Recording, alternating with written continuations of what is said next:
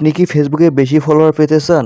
আজকে আমি শেয়ার করব ফেসবুকের এমন কিছু গোপন সেটিংস যেগুলো অ্যাক্টিভ করলে আপনার প্রোফাইল ফলোয়ার বাড়বে চোখে পড়ার মতো। ভিডিওটা শেষ পর্যন্ত দেখুন। তার জন্য প্রথমে আপনাদের ফেসবুক অফিসিয়াল অ্যাপটা ওপেন করবেন।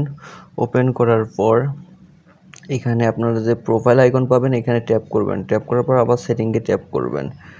ট্যাপ করার পর একটু স্ক্রল করে নিচে নামবেন।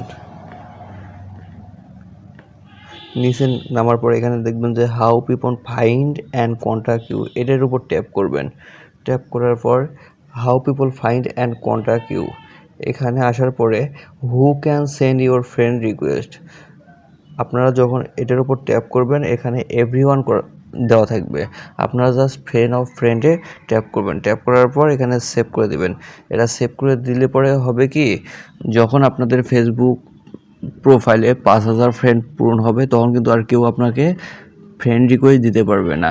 আর আপনি যখন এইটা করবেন তখন কিন্তু আপনার সেটা ফলো আকারে অডিয়েন্সের কাছে, আপনার ফ্রেন্ডদের কাছে সেটা শো করবে, যার কারণে আপনার ফেসবুক প্রোফাইলে ফলো দিতে পারবে। তারপর এখান থেকে একটু ব্যাক আসুন। ব্যাক আসার পরে who can see your friend list, এটার উপর ট্যাপ করবেন। ট্যাপ করার পর এখানে public friend, friend accept, specific friend, only me, যখন আপনাদের এটা পাবলিক করা থাকে তখন কিন্তু আপনার ফ্রেন্ড লিস্টে কে কে আছে সব কিন্তু তারা দেখতে পারে। আর যখন এটা আপনি অনলি মি করে রাখবেন তখন কিন্তু আপনার ফ্রেন্ড লিস্টটা অন্য কেউ আপনি ছাড়া দেখতে পারবে না। তারপর এখান থেকে একটু ব্যাক আসুন। ব্যাক আসার পরে একটু স্ক্রল করে নিচে নামবেন। নিচে নামার পর ফলোয়ার্স অ্যান্ড পাবলিক কন্টেন্ট, এটার উপর ট্যাপ করবেন। ট্যাপ করার পর হু ক্যান ফলো মি, এটা আপনারা পাবলিক আছে, পাবলিকই থাকবে।